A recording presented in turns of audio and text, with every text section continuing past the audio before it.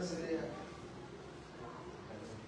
ಗೌರವಾಧ್ಯಕ್ಷರೇ, ಅಧ್ಯಕ್ಷರೇ ಮತ್ತು ಚಿಂತನ ಸೇನೆ ಭಾಗದ ಎಲ್ಲ ಸದಸ್ಯ ಮಿತ್ರರು ಹಾಗೂ ಆತ್ಮೀಯ ನನ್ನ ಎಲ್ಲ ಸಹೋದರ ಬಂಧುಗಳಿಗೆ ಗೌರವಪೂರ್ವಕ ವಂದನೆಗಳನ್ನು ಸಲ್ಲಿಸಿ ಚಿಂತನ ಸೇನೆ ಹಲವಾರು ವರ್ಷಗಳಿಂದ ತನ್ನದೇ ಆದ ವೈಶಿಷ್ಟ್ಯದಿಂದ ಹೊಸ ಆಲೋಚನೆಗಳನ್ನು ವಿಚಾರಗಳ ಸರಣಿಯನ್ನು ಕರೆದಿದ್ದು ಅದರ ಜೊತೆಗೆ ನಮ್ಮತನವನ್ನು ಪ್ರದರ್ಶಿಸಬೇಕೆನ್ನುವ ನಿಟ್ಟಿನಲ್ಲಿ ಹಲವಾರು ಆಲೋಚನೆಗಳನ್ನು ಹಮ್ಮಿಕೊಳ್ತಾರೆ ನಮಗೆಲ್ಲರಿಗೂ ತಿಳಿಸಿದೆ. ಇಂದು ಭಾರತೀಯ ಪರಂಪರೆಯಲ್ಲಿ ನಮ್ಮದೇ ಆಗಿರತಕ್ಕಂಥ ಹಲವಾರು ಆಲೋಚನೆಗಳು ಸಾಮುದಾಯಿಕ ಶಕ್ತಿಯಾಗಿ ಸಾರ್ವಜನಿಕ ಕ್ಷೇತ್ರದಲ್ಲಿ ಕೆಲವು ನಿಯಂತ್ರಣ ಸಂವಿಧಾನವನ್ನು ರೂಪಿಸಿದಂತೆ ನಮ್ಮ ಜೊತೆಗೆ ದಿನಾಲು ಹೆಜ್ಜೆ ಹೆಜ್ಜೆಗೂ ಬರುವಂತೆ ನಾವು ಜೊತೆಗೆ ಸಾಗ್ತಾ ಇದ್ದೇವೆ. ಇವತ್ತು ನಾನು ನಮ್ಮೆಲ್ಲರ ವಿಚಾರಗಳನ್ನು ಹಂಚಿಕೊಳ್ಳುವ ರೀತಿಯಲ್ಲಿ ಭಾರತೀಯ ಹಬ್ಬಗಳು ಮತ್ತು ಪರಂಪರೆ ಈ ಮಾತುಗಳನ್ನು ಹಂಚ್ಕೊಳ್ತಾರೆ. ಇದು ಉಪನ್ಯಾಸವೂ ಅಲ್ಲ, ಭಾಷಣವೂ ಅಲ್ಲ, ಹೃದಯದಿಂದ ಹೃದಯಕ್ಕೆ ಚರ್ಚಿಸುವ ಒಂದು ವಿಷಯ. ಹೀಗಿತ್ತು, ಹಾಗಿತ್ತು, ಹೀಗಿತ್ತು, ಹೀಗಿತ್ತು ಅನ್ನುವಂಥ ಆಲೋಚನೆಗಳನ್ನು ಪರಸ್ಪರ ಹಂಚಿಕೊಳ್ಳುವುದರ ಮೂಲಕ ಅವುಗಳನ್ನು ಇನ್ನಷ್ಟು ದೃಢಪಡಿಸುವುದು. ಭಾರತೀಯ ಪರಂಪರೆಯಲ್ಲಿ ಹಬ್ಬಗಳು ಅಂದಾಗ ನಾವು ಎರಡು ರೀತಿಯ ಹಬ್ಬಗಳನ್ನು ಗಮನ ತರ್ತೀವಿ. ಒಂದು ಧಾರ್ಮಿಕ ಹಬ್ಬಗಳು, ಇನ್ನೊಂದು ರಾಷ್ಟ್ರೀಯ ಹಬ್ಬ. ರಾಷ್ಟ್ರೀಯ ಹಬ್ಬಗಳನ್ನು ರಾಷ್ಟ್ರಕ್ಕೆ ಸಂಬಂಧಪಟ್ಟಿರ್ತಕ್ಕಂಥ ಸ್ವಾತಂತ್ರ್ಯ ದಿನೋತ್ಸವ ಇರ್ಬೋದು, ವಿಜಯರಾಜ್ಯೋತ್ಸವ ಇರ್ಬೋದು, ಮಕ್ಕಳ ದಿನಾಚರಣೆ ಇರ್ಬೋದು, ಹಲವಾರು ಸ್ವಾತಂತ್ರ್ಯ ದಿನೋತ್ಸವ ಇರ್ಬೋದು, ಕರ್ನಾಟಕ ರಾಜ್ಯೋತ್ಸವ ಇರ್ಬೋದು, ಇವೆಲ್ಲ ರಾಷ್ಟ್ರಪ್ರೇಮ, ಮಾನ, ಅಭಿಮಾನ, ಸ್ವಾಭಿಮಾನವನ್ನು ಬೆಳೆಸುವ ರಾಷ್ಟ್ರೀಯ ಹಬ್ಬಗಳನ್ನು ಜೊತೆಗೆ ಆಚರಿಸಲ್ಪಡುತ್ತದೆ. ಈಗ ನಾನು ತಮ್ಮ ಮುಂದೆ ಎರಡು ವಿಚಾರಗಳನ್ನು ಹಂಚಿಕೊಳ್ಳುವುದಂತ ಭಾರತೀಯ ಹಬ್ಬಗಳು, ಧಾರ್ಮಿಕ ಹಬ್ಬಗಳು. ಈ ಹಬ್ಬಗಳು ಅಂದಾಗ ನಮ್ಮ ಒಳಗೊಂದು ಏನೋ ಉತ್ಸಾಹ ತಾನೇ ಗೊತ್ತಿದ್ದ ಬಂದು ಅದೊಂದು ಥರದ ಹುರುಪು. ಭಾರತೀಯ ಹಬ್ಬಗಳು ಮೂಢನಂಬಿಕೆಗಳಲ್ಲ, ಇಲ್ಲ ಮೂಢನಂಬಿಕೆ ಅನ್ನುವಂಥ ವಿಚಾರವನ್ನು ಮೊದಲು ನಾವು ವಿಚಾರ ಮಾಡಬೇಕಾಗ್ತದೆ. ಮೂಢನಂಬಿಕೆನೇ ಬೇರೆ, ಮೂಢನಂಬಿಕೆನೇ ಬೇರೆ. ಯಾವುದಕ್ಕೆ ವೈಜ್ಞಾನಿಕ ಚಿಂತನೆಗಳ ಅಡಿಪಾಯ ಇರ್ತದೋ ಆ ಅಡಿಪಾಯದಲ್ಲಿ ವೈಜ್ಞಾನಿಕ ಚಿಂತನೆಗಳನ್ನು ಇಟ್ಟುಕೊಳ್ಳುವಂಥ ಸಾಮರ್ಥ್ಯ ಯಾವುದು ವೈಜ್ಞಾನಿಕವಲ್ಲದ ಹಾಗೆ ಹೀಗೆ ಹೋಗುವ ಬಾ ಅನ್ನುವಂಥ ಆಲೋಚನೆಗಳು, ಅಂದರೆ ಏನು ತಳಪಡವಿಲ್ಲದ ಚಿಂತನೆಗಳು ಇದ್ದು ಅಂತ ಅದಕ್ಕೆ ನಾವು ಮೂಢನಂಬಿಕೆಗಳು ಅನ್ನುವಂಥ ರೀತಿಯಲ್ಲಿ ನಮ್ಮನ್ನು ನಾವು ಈ ಮೂಢನಂಬಿಕೆ ಹಬ್ಬಗಳು ಅಂದ ಕೂಡಲೇ ಅದಕ್ಕೆ ವೈಜ್ಞಾನಿಕ ಚಿಂತನೆಗಳಿವೆ. ಹೌದು, ಹಾಗಾದರೆ ಹೇಗೆ ಇವುಗಳನ್ನು ವಿಚಾರ ಮಾಡಿದಾಗ ಒಂದು ನನಗೆ ನಾವು ಸಣ್ಣವರಿದ್ದಾಗ ಸಿನಿಮಾ ನೋಡುವಾಗ ಒಂದು ಸಿನಿಮಾ ನೆನಪಾಗ್ತದೆ. ದೋ ಅಂಕೆ ಬಾರ, ದೋ ಅಂಕೆ ಬಾರ. ದೋ ಅಂಕೆ ಅಂದರೆ ಈ ಜಗತ್ತಿಗೆ ಎರಡು ಕಣ್ಣುಗಳದಾವ, 12 ಕೈಗಳದಾವ. ಒಬ್ಬ ಸೂರ್ಯ, ಒಬ್ಬ ಚಂದ್ರ, ದೋ ಅಂಕೆ. 12 ತಿಂಗಳುಗಳು, 12 ಮಾಸಗಳು, 12 ಅಮಾವಾಸ್ಯೆಗಳು, 12 ಪೌರ್ಣಿಮೆಗಳು. ಇವು ದೋ ಅಂಕೆ ಬಾರ ಹಾಕದಲ್ಲಿ ಬರ್ತಕ್ಕಂಥ ಚಿಂತನೆಗಳ ಮೂಲ ಸಹ. ಹಾಗಾದರೆ ಇದು ಹಿನ್ನೆಲೆ ಹೇಗೆ? ಭಾರತದಲ್ಲಿ ಧಾರ್ಮಿಕ ಹಬ್ಬಗಳು ಹುಟ್ಟಿಕೊಳ್ಳಲು ಒಂದು ಸಾಂಸ್ಕೃತಿಕ ರಾಯಭಾರಿಯಾಗಿ ತನ್ನನ್ನು ತಾನು ತೊಡಗಿಸಿಕೊಂಡು ಸಾಂಸ್ಕೃತಿಕ ರಾಯಭಾರಿಯಾಗಿ ಸಾಮುದಾಯಿಕ ಮೌಲ್ಯಗಳನ್ನ, ನಿಯತ್ತನ್ನ, ನೀತಿಯನ್ನ, ರೀತಿಯನ್ನ, ಪ್ರೀತಿಯನ್ನ ಬೆಳೆಸುವಂತ ಒಂದು ಪರಂಪರೆಯಾಗಿ ಬಂದದ್ದು. ಈ ಹಬ್ಬಕ್ಕೊಂದು ಶಕ್ತಿ ಇದೆ, ಹಬ್ಬಕ್ಕೊಂದು ಶಕ್ತಿ ಇದೆ. ಆದರೆ ಆ ಹಬ್ಬಗಳ ರೂಪುಗೊಂಡದ್ದು ಹೇಗೆ? ಸೂರ್ಯನ ಚಲನೆ ಮತ್ತು ಚಂದ್ರನ ಚಲನೆಯನ್ನು ಗಮನಿಸಬೇಕು. ಸೂರ್ಯನ ಚಲನೆಯನ್ನು ಅನುಸರಿಸಿ, ಚಂದ್ರನ ಚಲನೆಯನ್ನು ಅನುಸರಿಸಿ ಚಂದ್ರ ಪರಿಭ್ರಮಿಸ್ತಾನೋ, ಸೂರ್ಯ ಪರಿಭ್ರಮಿಸ್ತಾನೋ, ಅಥವಾ ಭೂಮಿ ಪರಿಭ್ರಮಿಸುತ್ತೋ ಅನ್ನುವಂಥ ಚಿಂತನೆಯಲ್ಲಿ ಅವಶ್ಯಕ. ಸೂರ್ಯ ಇದ್ದಲ್ಲಿ ಇರ್ತಾನೆ, ಭೂಮಿ ತಿರುಗುತ್ತದೆ. ಅದರ ಮೇಲೆ 360 ರೇಖಾಂಶ ಅದಾವ. ಆ ರೇಖಾಂಶದಿಂದ ಒಂದು ರೇಖಾಂಶದಿಂದ ಇನ್ನೊಂದು ರೇಖಾಂಶ ಹೋಗ್ಬೇಕಾದದ್ದು 4 ನಿಮಿಷ ಅಂತೇಳಿ ನಾವು ಅಭ್ಯಾಸದಿಂದ ಗೊತ್ತು ಮಾಡ್ಕೊಂಡಿದ್ವಿ. ಕಾಲ್ಪನಿಕ ರೇಖೆಗಳನ್ನು ಹಾಕೋದ್ರ ಮೂಲಕ ಸೂರ್ಯನ ಒಂದು ಸುತ್ತು ತಿರುಗಬೇಕಾಗಿತ್ತು ಅಂದ್ರೆ ಒಂದು ಕಾಲಮಿತಿ ಅದ. ಕಾಲಮಿತಿ ಅಂದ್ರೆ ಅದು ಯಾವ ಕಾಲಮಿತಿ? ಒಂದು ವಾರ, ಒಂದು ದಿನ, ಒಂದು ಮಾಸ, ಒಂದು ಹಬ್ಬದ ಹೆಸರು. ಸೂರ್ಯನ ನಾವು ಚಾಂದ್ರಮಾನವನ್ನ ನಮ್ಮ ಹಬ್ಬಗಳು ಗಮನದಲ್ಲಿಟ್ಟುಕೊಂಡಿವೆ. ಈ ರೀತಿಯಾಗಿ ತನ್ನ ಕೆಲಸವನ್ನು ಮಾಡುವ ನಿಟ್ಟಿನಲ್ಲಿ ಹಬ್ಬಗಳಿಗೆ ವೈಜ್ಞಾನಿಕ ಚಿಂತನೆಗಳ ಹುಟ್ಟುಹೋಗುವುದರಲ್ಲಿ ಅದಕ್ಕೊಂದು ಏನೇನು ಬೇಕು, ಏನೇನು ಇರಬೇಕು ಅನ್ನುವಂಥ ಚಿಂತನೆಗಳನ್ನು ಮಾಡಿದಾಗ ಹಬ್ಬಗಳು ಹಾಗೆ ಹುಟ್ಟಿಕೊಳ್ಳಬೇಕು. ಚಂದ್ರ ಮತ್ತು ಸೂರ್ಯ ಇವರು ಚಲನಾತ್ಮಕ ದೃಷ್ಟಿಯಲ್ಲಿ ನಮಗೆ ಪರಿಭ್ರಮಿಸುವಂತೆ ಕಂಡು ಬ್ರಹ್ಮಾಂಡ ನಮ್ಮ ಎದುರಿಗೆ ಕಾಣ್ತದೆ. ಈ ಬ್ರಹ್ಮಾಂಡದಲ್ಲಿ 12 ಭಾಗಗಳನ್ನಾಗಿ ಮಾಡಿದಾಗ ಮತ್ತು ಕಾಂತಿ ವೃತ್ತ ವೃತ್ತದಲ್ಲಿ 12 2 ಅಂಕೆ 12 ಹಾಕಕ್ಕೆ ಹೇಳಿದ್ದಾರೆ. 12 ಹಾಕಂದ್ರೆ ಇಲ್ಲಿ ನಾವು ಏನು ಮಾಡ್ತೀವಿ? ಬ್ರಹ್ಮಾಂಡವನ್ನು 12 ರಾಶಿಗಳನ್ನ ಹೆಸರಿನಲ್ಲಿ ಭಾಗವಹಿಸಿ ಮಾಡಲಾಗ್ತದೆ. ಅದರಲ್ಲಿ ನಾವು ರಾಶಿ ನೋಡ್ತಾ ಇದ್ದೀವಿ. ನಾವು ನಮ್ಮ ರಾಶಿ ದೋಷ ಯಾಕೆ ಅದು ಮೇಷದಿಂದ ಮೀನ ರಾಶಿಯವರೆಗೆ 12 ರಾಶಿಗಳನ್ನು ಗಮನದಲ್ಲಿಟ್ಟಿದ್ದೀವಿ. ಸೂರ್ಯ ಒಂದು ರಾಶಿಯಿಂದ ಒಂದು ರಾಶಿಗೆ ಹೋಗೋದ್ನಾಗ ಒಂದು ರಾಶಿಯಿಂದ ಇನ್ನೊಂದು ರಾಶಿಗೆ ಬರಬೇಕಾದ್ರೆ ಒಂದು ಮಾಸ ಅಂತ ಹೇಳ್ತೀವಿ. ಹೀಗೆ 12 ಒಂದು ವರ್ಷದಲ್ಲಿ 12 ಮಾಸ ಅಂದಾಗ ಅಲ್ಲೊಂದು ಯೋಗ ತಾರೆ ಇರ್ತದೆ. ಅದೇ ಯೋಗ ತಾರೆಗಳು ಯಾವುವು ಅನ್ನೋದನ್ನು ಮಾತಿಗೆ ಬಂದಾಗ ಸಂಬಂಧ. ಈ ರೀತಿಯಾಗಿ ಹೊತ್ತಿನಲ್ಲಿ ನಮ್ಮಲ್ಲಿ ಬಂದು ಬಿಡಬೇಕಾದ್ರೆ ಈ ವಾರಗಳಲ್ಲಿ ಏನಿದೆ, ವಾರಗಳನ್ನು ಗಮನಿಸಬೇಕಾಗಿತ್ತು ಅಂದ್ರೆ ಏನಿದೆ?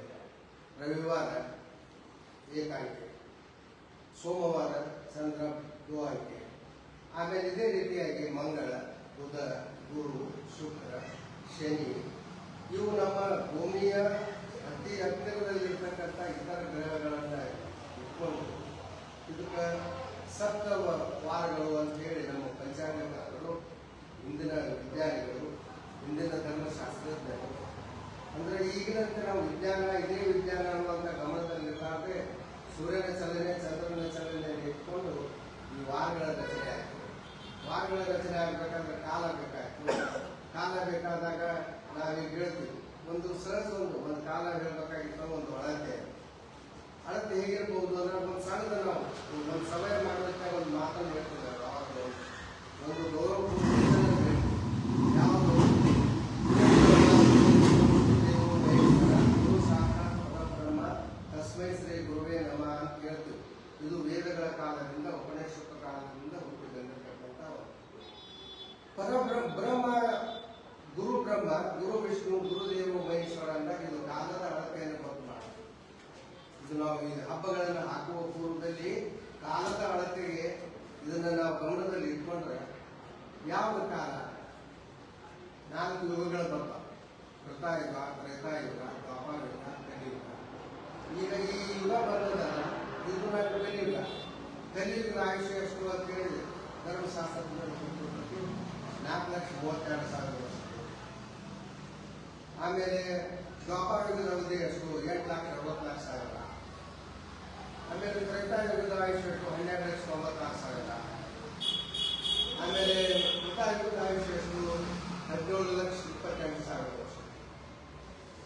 ಪ್ರತಿ ಕಾಲಗಳಿಗೆ ಮಾಡಿದ್ದೇವಾಗ ಅಂದ್ರೆ ಪರ ಅಂದ್ರೆ ಯಾವುದು, ಪರಬ್ರಹ್ಮ ಅಂದರೆ ಯಾವುದು, ಪರಬ್ರಹ್ಮ ಅಂದರೆ ಯಾವುದು ಅಂದ್ರೆ ಪರ ಅನ್ನೋದೊಂದು ಕಾಲಮಾನ. ಯಾವ ಕಾಲಮಾನ? ಈಗ ನಾವು ಈ ಹಬ್ಬಕ್ಕೆ ಪೂರ್ವದಲ್ಲಿ ಕಾಲಮಾನವನ್ನು ಇಟ್ಟುಕೊಂಡು ಸಂವತ್ಸರಗಳು 60 ಅನ್ನೋದನ್ನು ನಮ್ಮ ಗಮನಕ್ಕೆ ತರ್ತೇವೆ. ಸಂವತ್ಸರಗಳು 60 ಸಂವತ್ಸರಗಳಿದಾವ.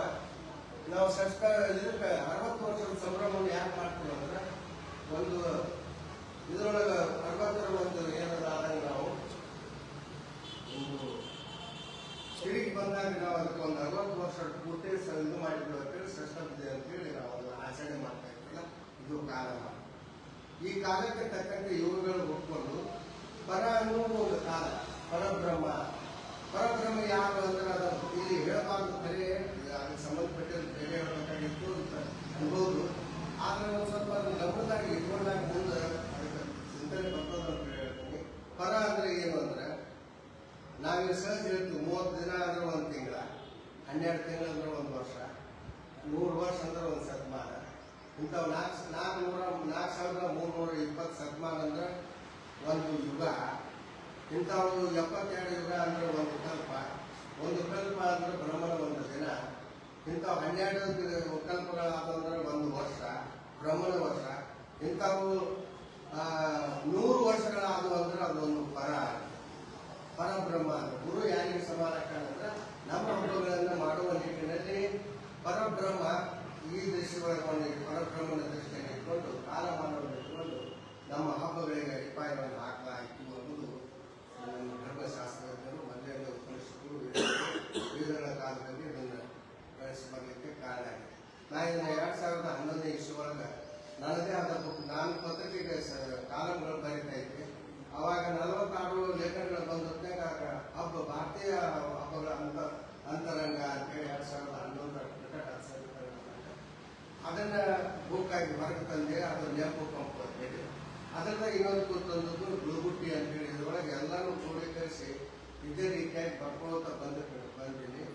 ಇದಕ್ಕೆ ಇನ್ನೊಂದೇನು ಅಂದ್ರೆ ಈಗ ಕಾಲದ ಬಗ್ಗೆ ಆಯ್ತು. ಈ ಕಾಲ ಹೇಗಾಗ್ತಂದ್ರೆ ಅಳತೆಯಲ್ಲಿ ನಮ್ಮ ಪರಬ್ರಹ್ಮನ ಸೃಷ್ಟಿಯಲ್ಲಿ ಸೃಷ್ಟಿ ಸ್ಥಿತಿ ಲಯ ಅಂತ ಮೂರನ್ನು ಕರಿತೀವಿ ನಾವು.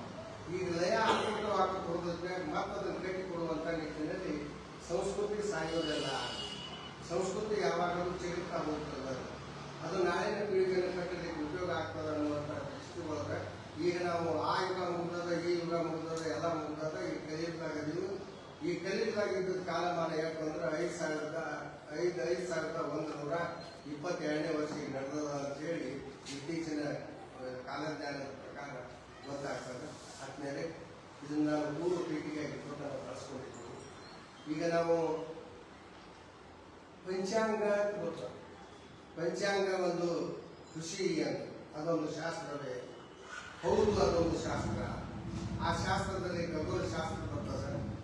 ಆಮೇಲೆ ಭೂಮಿ ಮೇಲೆ ಇರ್ತಕ್ಕಂಥ ಎಲ್ಲ ಚಿಂತನೆಗಳ ಶಾಸ್ತ್ರ ಬರ್ತದೆ. ಅದೊಂದು ಖಗೋಳ ಶಾಸ್ತ್ರದ ಚಿಂತನೆ ಆಗಿರೋದ್ರಿಂದ ಅದು ಒಂದು ಶಾಸ್ತ್ರ ಅಂತೇಳಿ ನಾವು ಕನ್ಸಿಡರ್ ಮಾಡ್ತೀವಿ.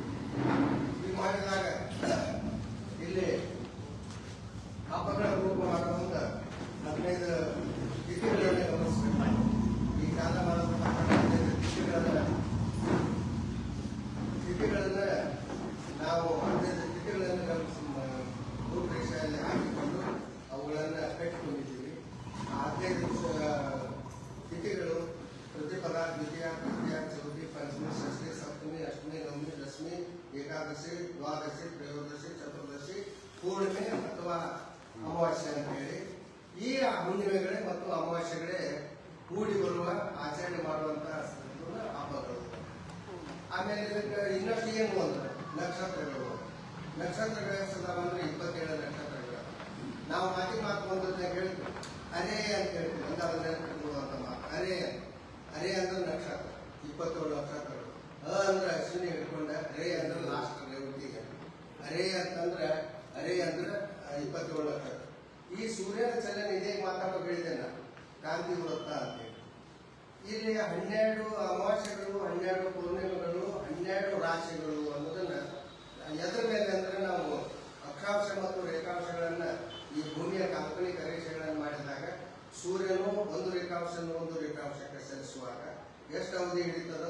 60 ಎಕರೆ ಕಡಿತಕ್ಕೆ ಅಷ್ಟು ಉಂಡೆ ಮಾಡ್ಕೊಂಡು ಕಟ್ಟಿಕೊಂಡ್ರೆ 24ಕ್ಕೆ ಒಂದು ಸುತ್ತ ಹಾಕ್ತದ ಅನ್ನೋದು ಇದು ಒಂದು 12 ತಾಸಿನ ಆಗಲ್ಲ, 12 ತಾಸಿನ ರಾತ್ರಿ ಅನ್ನೋದು ಇಲ್ಲಿಗೆ ಆ ಗಮನದಲ್ಲಿ ಇಟ್ಕೊಳ್ತಾರೆ.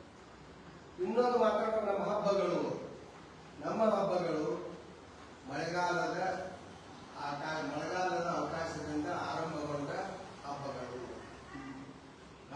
ಕಾರ್ಮೋಡ ಮುಗಿಲಲ್ಲಿ ಕಾರ್ಮಳೆ ನೆಲದಲ್ಲಿ ಕಾರ ಹುಣ್ಣಿಮೆ ಬಂತು ಜಗತ್ತಲ್ಲಿ.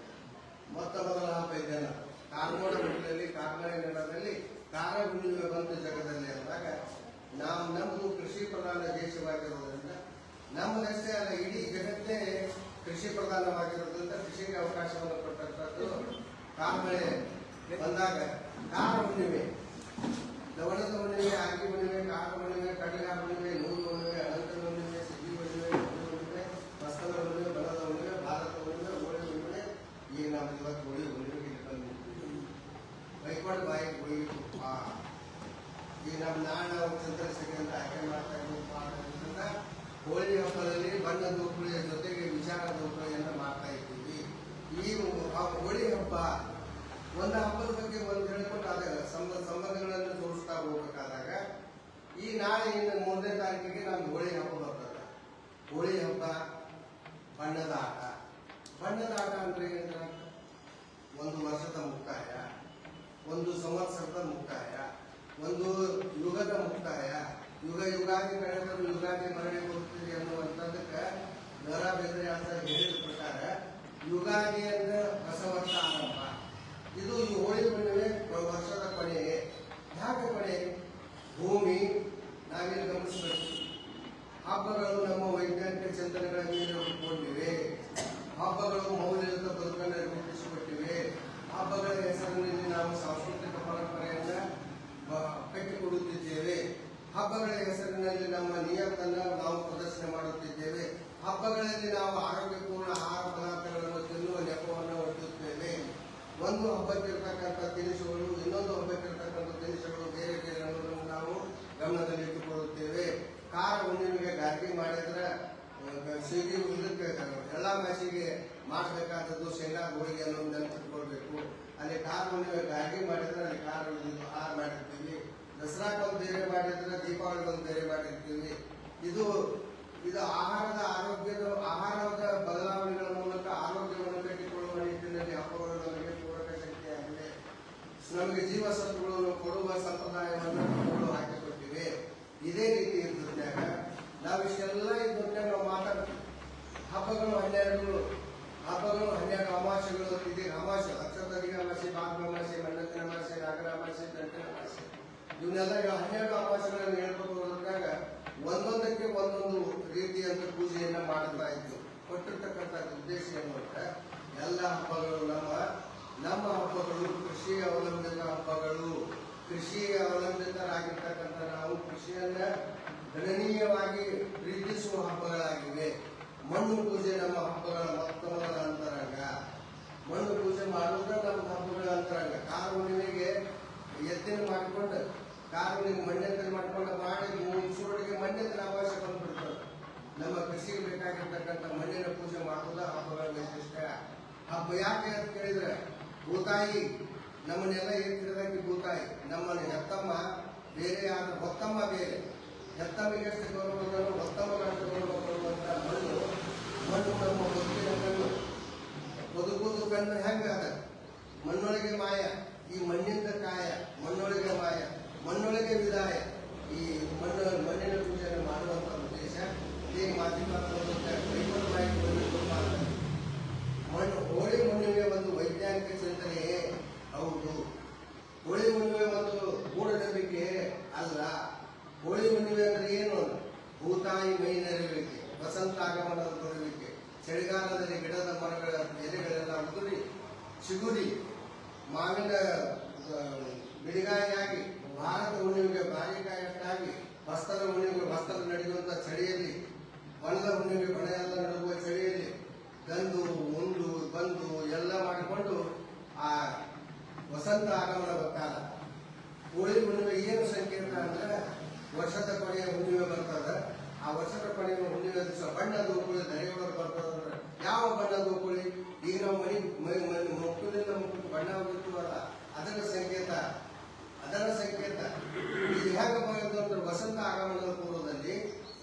ತಾಯಿ ಮೈ ನೆರೆಯುತ್ತಾಳೆ.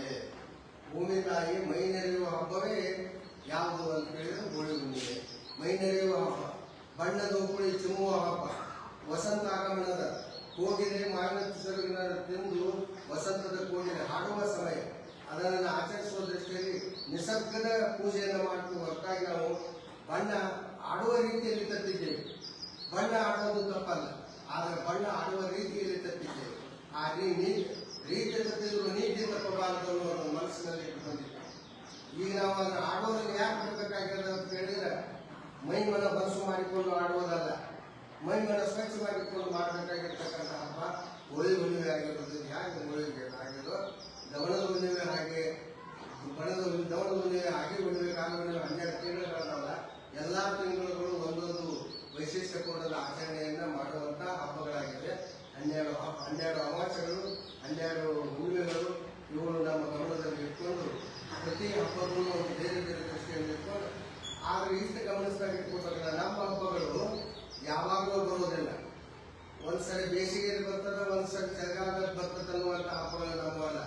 ಸೃಷ್ಟಿಗೆ ಸಂಬಂಧಪಟ್ಟಂತೆ ಸೃಷ್ಟಿಯೊಡನೆ ನಡೆಯುವುದಾಡುವ ಹಬ್ಬಗಳು. ಚಳಿಗಾಲದಲ್ಲಿ ಬರುವ ಹಬ್ಬಗಳು ಬೇರೆ, ಬೇಸಿಗೆಯಲ್ಲಿ ಬರುವ ಹಬ್ಬಗಳು ಬೇರೆ, ಮಳೆಗಾಲದಲ್ಲಿ ಹಬ್ಬಗಳು ಅದರಾಗಲೇ ಬರ್ತಾವ. ಮಳೆ ಕಾರ್ಮೋಡ ಮುಂದಿನಲ್ಲಿ ಕಾರ್ಮಳೆ ನೆಲದಲ್ಲಿ ಕಾರ ಹುಣ್ಣಿಮೆ ಬಂದು ಜಗದಲ್ಲಿ ಅನ್ಬೇಕಾದ್ರೆ ಕಾರ್ಮೋಡ ಮತ್ತು ಒಂದು ಹೊಸ ಮಳೆಗಳ ಆರಂಭ. ಕಾರ ಹುಣ್ಣಿಮೆ ಹೊಸ ಮಳೆ ಯಾಕೆ ಬಂದು? ಈಗ ನಾವು ಹೋಳಿ ಹುಣ್ಣಿಮೆ ನಾವು ಚಂದ್ರಸಿರಿ ಅವರ ಹೋಳಿ ಹುಣ್ಣಿಮೆ ಆಚರಣೆ ಮಾಡ್ತೀವಿ. ಹೋಳಿ ಹುಣ್ಣಿಮೆ ದಿನ ಉಗಾದಿಗೆ ಹೊಸ ಮಳೆಗಳ ಆರಂಭ. ಹೊಸ ಮಳೆಗಳು ಯಾವುವು? ಅರೆ ಅಂದ್ರೆ ಅಶ್ವಿನಿಯಿಂದ ಎತ್ತಿನ ಮಳೆಗಳದಾವ. ಅದರಲ್ಲಿ 13 ಮುಂಗಾರಿ ಮಳೆಗಳದಾವ, 14 ಹಿಂಗಾರಿ ಮಳೆಗಳದಾವ. ಈ ಮಳೆಗಳನ್ನು ಸಹಿತ ನಾವು ಕ್ರಮಬದ್ಧವಾಗಿ 11 ದಿವಸ, 13 ದಿವಸ, 14 ದಿವಸ ಮಳೆಗಳನ್ನ ಆ ದಿವಸಗಳನ್ನು ಮಾಡಿಕೊಟ್ಟು ಕೃಷಿಗೆ ಸಂಬಂಧಪಟ್ಟಿರ್ತಕ್ಕಂಥ ಆ ಮಳೆಗಳ ದಿನಗಳನ್ನು ಸಹ ಆಚರಣೆ ಮಾಡೋದ್ರ ಮೂಲಕ 27 ಮಳೆಗಳನ್ನ ನಾವು ಹಬ್ಬಗಳಲ್ಲಿ ಗುರುತಿಸಿಕೊಂಡ. ಆ 27 ಮಳೆಗಳ ಅವಧಿಯಲ್ಲೇ ನಮ್ಮೆಲ್ಲ ಹಬ್ಬಗಳು ರೂಪುಗೊಂಡಿವೆ. ಮತ್ತೆ ಇನ್ನೊಂದು, ಈ ಹಬ್ಬಗಳ ಜೊತೆಗೆ ಇನ್ನೊಂದು ಮಾತನ್ನು ಹೇಳ್ತಿರ್ತೀವಿ ನಾವು. ಎಲ್ಲರೂ ಕೂತಿರ್ತೀವಿ. ರೈತ ಮುಂಜಾನೆ ಸಂಜೆವರೆಗೆ ದುಡ್ಡು ಬರ್ತಾರೆ. ಅವ ಸಂಜೆ ಮುಂದೆ ತನ್ನ ಪ್ರಸಾದಗಳು ಕುತ್ಕೊಂಡು ಹೆಂಡ್ರ ಮಕ್ಕಳ ಜೊತೆ ಮಾತಾಡುವಾಗ ಆದಾತು ಇದಾತು ಎಲ್ಲ ಆತು, ಅದು ಹೋತು ಇದು ಹೋತು ಎಲ್ಲ ಮಾಡ್ತಾರೆ. ಆಗ ಬಿಡು ಮಾರ 108 ತಾಪತ್ರಯ ಆಗಿರುತ್ತೆ. ನಾವು ಮನೆಯೊಳಗಿನ ಕೂತಿದ್ದಾಗ ಏನ್ ನಮ್ಮ ಬಗಿನ 108 ತಾಪತ್ರಯ ಆಯ್ತು. ಯಾಕೆ 109 ತಾಪತ್ರಯಗಳಿಲ್ಲ, 107 ತಾಪತ್ರಯಗಳಿಲ್ಲ, 108 ಯಾಕೆ ತಾಪತ್ರಯ ಅದ? ಈ 108 ಗಾಡಿನೇ ಓಡಾಡ್ತದ. ಅದಕ್ಕೆ 108 ಹೆಸರು ಬರೋಕ್ಕೆ ಕಾರಣ ಏನು? ಅದಕ್ಕೆ ಒಂದು ನಮ್ಮ ಹಬ್ಬಗಳ ಕಾರಣ, ನಮ್ಮ ಹಬ್ಬಗಳೇ ಕಾರಣ. ಯಾಕೆ ಅಂತ ಕೇಳಿದ್ರೆ ಇದೇ ನಾ ಹೇಳಿದೆ, ಕಾಂತಿ ವೃತ್ತ ಅಂತ ಹೇಳಿದೆ. ನಾ ಸೂರ್ಯ ಒಂದು ವೃತ್ತದಿಂದ ಇನ್ನೊಂದು ವೃತ್ತಕ್ಕೆ ಹೋಗುವಾಗ 1 ತಿಂಗಳ ಅವಧಿಯನ್ನು ತೆಗೆದುಕೊಳ್ಳುತ್ತಾರೆ. ಅದು ಅಶ್ವಿನಿ ಕಾಂತಿ ವೃತ್ತ ಇರಬಹುದು, ಭರಣಿ ಕಾಂತಿ ವೃತ್ತ ಇರಬಹುದು, ಆ ಕೃತಿಕಾ ಕಾಂತಿ ವೃತ್ತ ಇರಬಹುದು. 12 ರಾಶಿಗಳನ್ನು ಇರುವ ರಾಶಿ ಒಳಗೆ ಮೀನ, ಮೇಷರಾಶಿಯಿಂದ ಮೀನ ರಾಶಿ ಒಳಗೆ 12 ರಾಶಿಗಳು ಹಾಕಿ ಬರ್ತಾರ. ಅಲ್ಲಿ ಹಾಕಿ ಬಂದಾಗ ನಾವು ಗಮನಿಸ್ಬೇಕು 108ಕ್ಕೆ. ಈಗ ನಾನು ವಿಚಿತ್ರ ತಮ್ಮ ಮನಸ್ಸಿಗೆ ಹೇಳ್ತೇನೆ. ನಾನು ಬಜೆಟ್ ಹೋಗಿದ್ದೆ, ಯಡಿಯೂರಪ್ಪನವರು ಮುಖ್ಯಮಂತ್ರಿಗಳಿದ್ರು, ರಾಮನವರು ಆರೋಗ್ಯ ಸಚಿವರಿದ್ರು, ಮುರುಗೇಶ್ ನಿರಾಣಿ ಅವರು ನನಗೊಂದು ಮಾತಾಡೋಕೆ ಅವಕಾಶ ಕೊಟ್ಟು ಬರೀ ಅಂತ ಹೋದ್ನಾಗ ತಮ್ಮ ಮುಂದೆ ಯಾಕೆ ಮಾತಾಡಬೇಕಿದ್ದೀವಿ. ಆಗ ಸುವರ್ಣ ಗ್ರಾಮ ಅಂತ ಹೇಳಿ ಒಂದು ಯೋಜನೆಯನ್ನು ತಂದಿವಿ, ಹೆಸರನ್ನೆಲ್ಲ ಒಂದು ಯೋಜನೆ ತಂದಿವಿ. ಅದರೊಳಗೆ ಏನೇನು ಇರಬೇಕು ಅಂದಾಗ ಇವನ್ನೆಲ್ಲ ವಿಚಾರಗಳನ್ನು ಮಾಡಿದಾಗ 108 ಸಮಸ್ಯೆಗಳು, 108 ಸಮಸ್ಯೆಗಳ ಮಾತಾಡ್ತಾರೆ. 108 ಯಾಕಂದ್ರೆ ಈಗ ತಮ್ಮ ಮುಂದೆ ಏನ್ ಹೇಳ್ತಾರಲ್ಲ ಇದನ್ನ ಬಜೆಟ್ ತಂದು ಮಾತಾಡಿ 108 ಹೆಂಗ. ನಾವು ಪ್ರತಿಯೊಬ್ಬರು 27 ನಕ್ಷತ್ರದಲ್ಲಿ ಹುಟ್ಟಿದ್ದೇವೆ.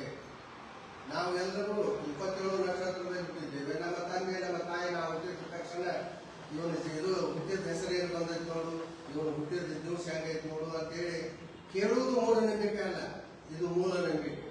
ಯಾಕೆ ಅಂತ ಕೇಳಿದ್ರೆ ತಂದೆ ತಾಯಿಗಳಿಗೆ ಇದು ಏನಿರ್ತದ ಅಂತ ಹೇಳಿದ್ರೆ ನನ್ನ ಮಗಳು ನನ್ನ ಮಗ ನಾಳೆಗೆ ಏನಾಗಬಹುದು ಅನ್ನುವಂಥ ಗುರಿ ಕಟ್ಟಿಕೊಳ್ಳಲು ಹಾಕಿಕೊಟ್ಟಿರ್ತಕ್ಕಂಥ ಒಂದು ವಿಶೇಷ ಶಕ್ತಿ ಅದು. ಅಲ್ಲಿ ಹೋಗಿ ಕೇಳಿದಾಗ ನಾನು ಸಿದ್ದಪ್ಪ ಕುಂಭರಾಶಿ, ಸಿದ್ದಪ್ಪ ಶತತಾರ ನಕ್ಷತ್ರ, ಎಷ್ಟನೇ ಇದ್ರಾಗ 1 ನಕ್ಷತ್ರಕ್ಕೆ 27 ನಕ್ಷತ್ರದ ಪಂಚಾಂಗದಲ್ಲಿ ನಮ್ಮ ಹಬ್ಬಗಳನ್ನು ಗುರುತಿಸುವಿಕೆಯಲ್ಲಿ ಒಂದು ನಕ್ಷತ್ರಕ್ಕೆ 4 ಶರಣಗಳದ. ಒಟ್ಟಿಗೆ ಇರುವ ಎಷ್ಟು ನಕ್ಷತ್ರಗಳದಾವ? 27 ನಕ್ಷತ್ರಗಳದಾವ. 27 ನಕ್ಷತ್ರ 27x4 ಮಾಡಿ ಉತ್ತರ ನೋಡಿಬಿಡಿ. ಅದು 108.